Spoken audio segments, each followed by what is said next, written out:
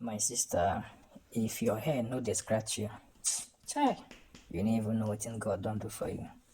You suppose go church dey give thanksgiving every Sunday. Because if your hair dey scratch you, you can use anything wey you see. If you like, pick toothpick from Aboki shop wey dey sell suya.